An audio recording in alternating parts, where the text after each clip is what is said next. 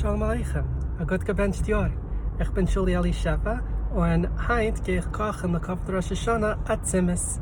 Meine Tarechaverim haben mich verbeten, zu essen bei sie, die Sudes. Ich darf nicht kochen eine ganze Mahlzeit, ich darf nicht kochen eine ganze Sude, aber ich will kochen, at Tsimmes mitzubringen mit mir zu meinen Chaverim. Und jetzt fahre ich mit dem Auto zum Speiskram zu kaufen die verschiedenen Ingredienten, was ich darf, zu kochen mein Tsimmes. Lass mir vorhin zusammen mit dem Call, was ist a Tsimmes? Was ist das? A Tsimmes ist ein traditioneller aschkenazischer Meichel, was man macht von verschiedenen Früchten und Grenzen. Man kann es machen von, damals gesagt, kann man es machen von, was es soll nicht sein. Es ist nicht nur ein Rezept, was man darf folgen. Es ist sehr geringe Meichel zu kochen. Aber gewöhnlich macht man es mit Bataten und Meeren und süße Früchten wie zum Beispiel getrocknete Pflaumen oder Äpfel, Roschenkies und so weiter. Ich will euch weisen in Speiskram, was ich gekauft zu kochen mein Tsimmes. Ich habe mein eigenes Rezept, was ich mache gewöhnlich. Und auf Rosh Hashanah will ich euch nicht ein Äpfel und Honig. Es wird sein ein Äpfel-Honig-Tsimmes. Lass mir vorhin zusammen zum Speiskram gehen einkaufen, die alle Ingredienten, was wir dürfen, zu kochen Tsimmes. Und danach wollen wir vorhin zurück heim und kochen unsere Tsimmes. Auf Rosh Hashanah. Okay, ich bin da in Speiskram. Die erste Sache, was wir darf, ist Bataten. Das ist sehr wichtig für die Tsimmes. Bataten, ich will stellen in mein Bagel da. Ich will heute 1, 2, 3. Das ist was wir kaufen. 4. Wir kaufen 4 Bataten. Und jetzt wollen wir gehen suchen die Meeren. Alright, ich bin da in Frucht und Grenzen Abteil, weil ich kaufe die Meeren. Ich habe da große Meeren, ich habe da Babymeeren. Ich weiß nicht welche ich kaufe, welches billige. Das ist 1,79. Das ist 1,99 und das ist 2 Pfund. Das ist nur 1 Pfund.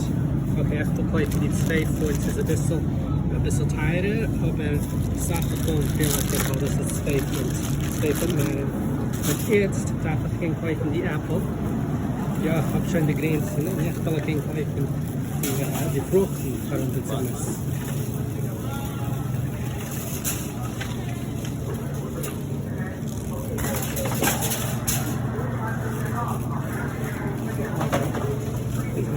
Da sind die alle verschiedenen mit dem Apfel, so viel mit dem Apfel. Da sind die Fuji-Äpfel und da ist die Macintosh-Äpfel und Cosmic Crisp-Äpfel. Ich weiß so viel nicht, was das ist. Da sind die Granny Smith. Ich kaufe etwas Zeroid. Ich kaufe die Fuji-Äpfel. Fuji-Äpfel wird sein Geschmack. Und da ist ein guter Apfel. Ich kaufe 1 und 2 und 3 und wir haben eine Mitzvah, hier Mitzvah, das meint, dass man macht die Mitzvah sind schön. Und ich finde ein Apfel, was ist sehr schön, das ist sehr schön. Alright, wir kommen Rosh Hashanah. Jetzt wollen wir die getrocknete Früchte, die Aprikosen, die Roschenkies und so weiter rein. Jetzt ist Zeit für die Roschenkies. Das sind die 2 Minuten Roschenkies. Das sind die gewöhnlichen Roschenkies. Das sind die goldenen Roschenkies. Lass mal kaufen goldene Roschenkies. Wir kaufen dem Jantef. Wir haben die goldene Roschenkies. Ist da Hechsche? Ja, es ist da Hechsche. Jetzt können wir das reinstellen. Mein Wegel. Und jetzt getrocknete Pflaumen. Ich gebe mir getrocknete Pflaumen. Das wird ein sehr Geschmack. Okay, und das hat euch Hechsche. Sehr gut. Und jetzt, ich will euch Aprikosen. Die Aprikosen sind sehr teuer. Ich will nicht die Aprikosen durchschmolzen, wir haben schon die Meeren, wir haben Bataten, wir haben Äpfel, wir haben goldene Roschenkies und die getrockneten Pflaumen. Und jetzt will ich suchen etwas, was ist sehr special, was ich jetzt einmal für mein Tsimmes und das ist Ananas. Okay, das ist nicht der traditionelle Ingredient, Ananas, aber ich habe sehr lieb Ananas in mein Tsimmes. Sommige zijn ze kan je vinden daar pushki. Dat zijn een ferskes. Dat is ferskes mango. Baren. Ferskes woesto ananas. Wat is het? Maranzen. Okay. Da ist Ananas. Warum sehen Sie es da pushki mit Ananas? Ich sehe es nicht. Wo ist Ananas? Das sind Baren. Maranzen. Ha. Es kann sein, dass sie haben nicht. Okay. Well, es ist da Ananas. Sie hat das Herrscher. Warum sehen Sie das hat Herrscher?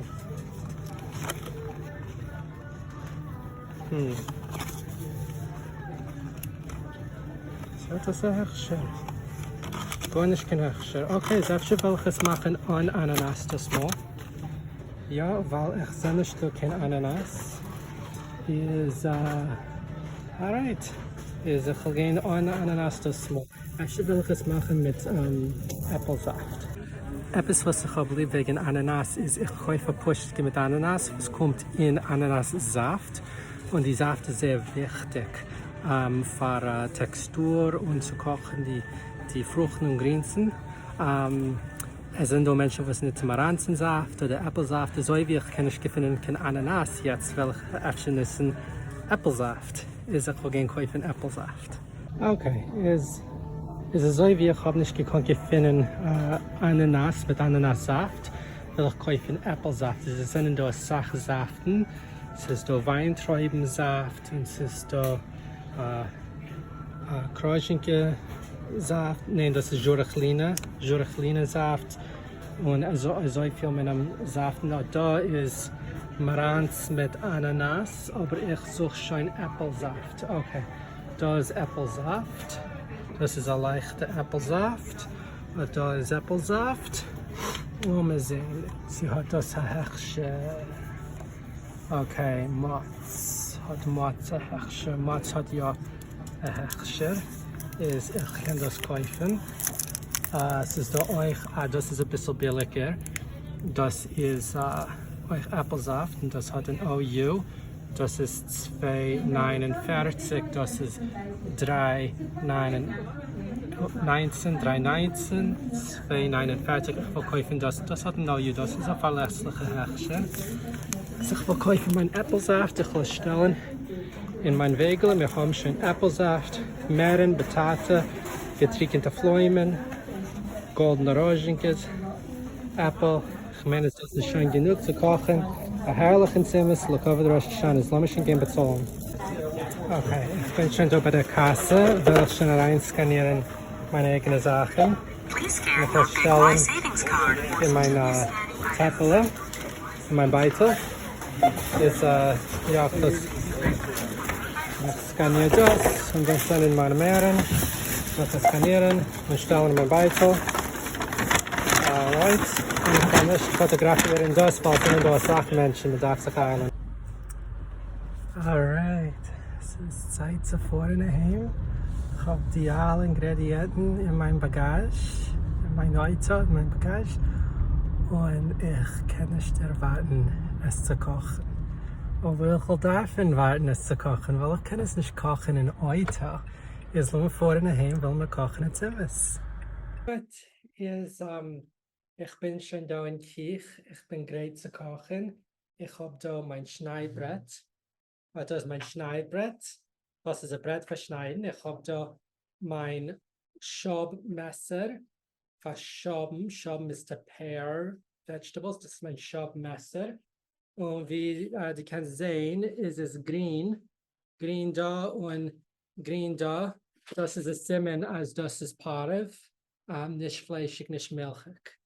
Alright. Jetzt was will ich tun zuerst? Erst will ich schälen die Patate. Ich will schälen meine Patate. Ich habe eins, ich habe zwei. Aber das will ich davon nutzen, mein Schäler. Und ich will es reinschälen En das ist dann etwas zu schälen, die Sachen in der Welt. Alright. Dus ich will das schälen. Okay, so ich habe schon meine 4 Pataten. Ich schäle ab schon die Mähren. Und bevor ich schäle die Mähren, will ich sagen, wieso habe ich sich gelernt Jiddisch? Ich bin nicht aufgewachsen mit Jiddisch. Wenn ich bin gewesen Kind, habe ich gehört, ein paar jiddische Wörter da und dort. Meine Tante Mama pflegen jetzt in jiddische Wörter, wenn sie haben gerade Englisch. Aber ich habe gemeint, dass Jiddisch ist eine heute Sprache. Ich habe nicht gewusst, dass Jiddisch ist eine Sprache, was ein Kind kann sich lernen. Aber ich habe allemal gehabt ein Interesse in Jiddisch. Und wenn ich in College habe ich studiert Musik, Geschichte von Musik, Musikologie. Und ich habe studiert jiddische Musik. Und ich habe gefunden, Lieder auf Jiddisch, alte jiddische Lieder. Und ich habe gewollt wissen, was sind solche Lieder? Ich habe nicht verstanden, ich habe nicht gekannt verstehen die Liedtexten. Und ich habe nicht gekannt finden Übersetzungen online. Ich habe sehr miaschiv gewesen. Ich habe sehr Mühe gehabt, als ich so keinmal nicht kann verstehen die Lieder, als ich so nicht kann studieren die Musik, weil es sind gewisse Sachen, Forschmaterialien auf Jiddisch, habe ich nicht gekonnt lernen. Aber plötzlich, an einem Tag, habe ich bekommen einen Blitzbrief von meinem Vater David. Und er hat mir gesagt, es ist da ein Ort, wo man lernt die College-Studenten Jiddisch. Das ist der Jiddische Büchercenter in Amherst, Massachusetts. Und sie haben ein Zoom-Programm. Und ich habe gemeint, wow, ich kann sich lernen Jiddisch. Ich bin gegangen, sich lernen Jiddisch in Amherst, Massachusetts. Und es ist gewesen so, wie etwas hat sich angezogen im Kopf. Und wir haben es gesagt, das gewesen 2009. Und das ist das einzige Mal, was ich habe genommen einen Kurs, einen Jiddisch-Kurs. Außerdem, ich bin geworden obsessed mit Jiddisch. Es ist geworden meine Identität. Und ich habe es dann genutzt. Ich habe geschrieben die eigenen Lieder und Poemen mit schrecklicher Grammatik und schrecklicher Wörter, aber ich habe es getan.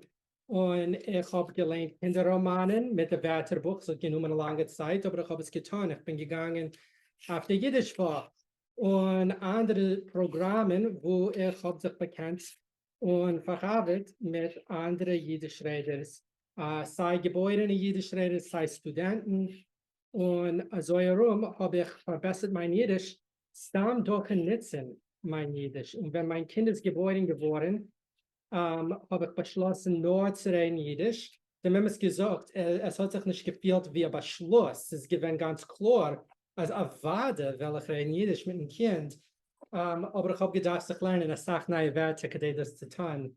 Das ist wie gesagt, ich habe sich gelernt Jiddisch. Stamm durch ein Nutzen es. Und nehmen einen Kurs ist sehr wichtig und sehr gut. Man kann sich lernen eine Sache in einem Klasszimmer. Aber zu oft, man lernt sich bloß in einem Klasszimmer und man nutzt die Sprache nicht als Teil von dem ganzen Leben, von dem tagtäglichen Leben. Und das ist was ich rufe mein Studio Use Yiddish with Shuli und nicht Learn Yiddish mit Shuli, weil das Lernen sich Jiddisch ist sehr, sehr wichtig, aber nutzen darf man nutzen die Sprache. Okay, gut. Ich habe schon mein Meeren schon abgeschält. Okay, gut. Ich habe mein Schraubmesser. Und das ist mein Schraubmesser zu schneiden die Ecken von die Meeren. Und mit Dame willst du nicht sehen, wie ich schneide alle sie. Aber was ich will tun, ist, wenn ich will, sie alle haben abgeschnitten, so will ich sie dann schneiden. Ich will, lass mich das rucken, okay. Und das Stamm, oh, ja. Okay, ich habe schon mein Potato und Meeren. Ich will reingießen Apfelsaft. Apfelsaft. Okay. Und wie ihr könnt sehen, die Sude wird eine milchige Sude. Ich habe, das ist blau mit purple und Nägelfarbe. Das ist blau, das ist mein milchig. Das ist eine Petalnia. Okay, und jetzt will ich reinstellen, ich habe Apple. Okay, ich will reinstellen mein Apple und die anderen Sachen. Okay, it's too full. Es ist zu voll. Ich habe nicht Ort für alles Ding. Ich will es reinschütten da in das Bäckerle. Okay. Und das ist größer wie mein Battalion. Ist, yeah. Das ist sei. Okay, und das will ich stellen in mein Oven. Und ich will das können backen in mein Oven. Ich will zugeben noch Apple. Und das will ich backen in Oven 350 Grad Fahrenheit. Auf, weiß ich, halbe Stunde bis es 1. Wir wollen sehen, wie es ist, wenn es kommt raus von Oven. Gewöhnlich koche ich es im Ganzen mit der Petalnia auf der Platte. Aber heute so wie ich habe so viel, es passt dann nicht in mein Petalnia, will ich es backen. Alright, es ist so herrlich, es ist so praktisch, mit Rosh Hashanah. Ich habe zugegeben Honig und Zimring und es schmeckt so fein. Ich habe so mein getrocknete Pflaumen, Apple, Patate, die goldene Roschenkies, Meeren. Das ist so geschmacklich mit Rosh Hashanah. Das ist mein Tsimmes. Yay, Tsimmes! Alright, ich wünsche euch alle ein freiliches Neujahr, ein gut gebencht Jahr, ein süßes Jahr, ein freiliches Jahr, voll mit Herzlachen und Parnotze und all das Gutes und Michaelis Savoines und ja, ein freilichen Rosh Hashanah. Und ob du willst lernen noch wegen meiner Arbeit als ein Yiddish Bekoichen Trainierer, okay? Ein Yiddish Empowerment Coach. Ich verbete dich zu besuchen mein Webort useyidishwithshuli.com. Und es darf nicht lernen Yiddish mit Shuli, es darf use Yiddish with Shuli, weil ich bekoie Menschen nicht nur sich zu lernen die Sprache, nur zu nutzen die Sprache als ein Teil von sehr tagtäglichen Leben mit Koyach und mit Mut. Und das ist, was ich tue. Ist gut. Lassen wir alle verbringen im Jantif, ein freilichen Jantif, ein gut Jantif und ein gut gewünscht Jahr.